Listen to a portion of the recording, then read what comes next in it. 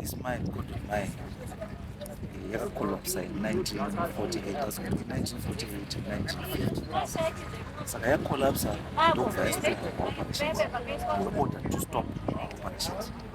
Then what happened ndikuti vanhu vaishandawo vamune mazimbabweans vamune mamozambiqueans vamune mamalawians vamune vanhu vakawanda saka because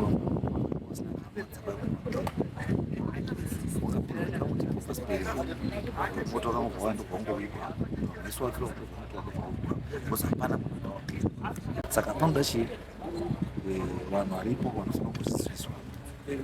Pane masabhuku nzvimbo anova sabhuku nzvimbo panova ishe wacho ishe sina utano ari sina utano panezve the local community isava mumai then kokuya magovernment partners saka tirora patikaita nechitungamira this phase asitapedza this phase tichai chabika doro hatiti patichauya futi pana hatiti tochitaura kuti kana paine akasara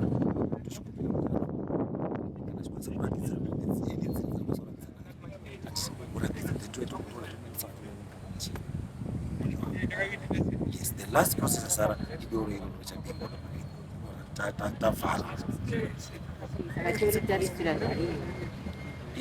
hatisingotarisa kuti tirikuresta because hatinyanzoda kuti kana taita chinhu jehovha zvatora chaenda kareba totapedza kudai izvozvi tinosurprise if the next week tatotanga kuprepare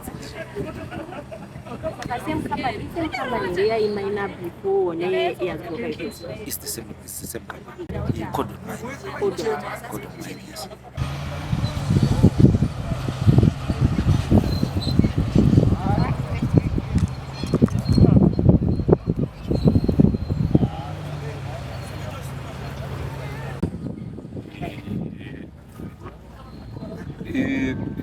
Burial the mining company yakauya pana yakaidentify pane magraves ekare, so they approached authorities kuti wapuwe authority yekuti waite exhumation kuitira kuti waite mining activities zavo zviri proper. So all my authorities are concerned, be it Home Affairs Office,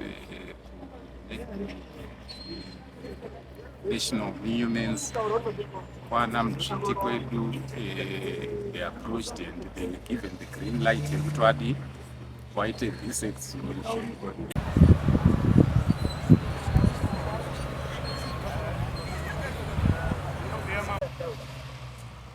Nzvimbo yangu yakaisika ndakafara ndizvo mweya yakaparara kare ioneke iri kuendeswa kunzvimbo kune chiremerera. Saka zvatipangidza kuti wanga vari kufarira chaizvo ngekuti zvanga zviri kuita nyore midhumbu ichienda, vanotaura vachiturikira, wanga vari kubuda vachitaura.